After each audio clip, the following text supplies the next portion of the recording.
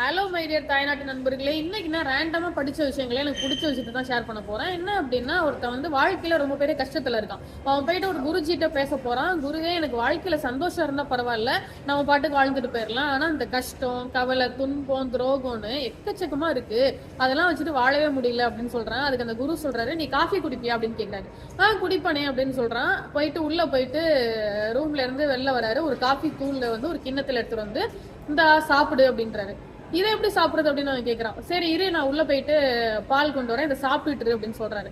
போயிட்டு உள்ள போயிட்டு பால் ஒரு கிண்ணத்துல, தண்ணி ஒரு கிண்ணத்துல எடுத்துட்டு வந்து சொல்றாரு. இதெல்லாம் வந்துட்டு தனித்தனியா நீ சாப்பிடு அப்படின்னு சொல்றாரு.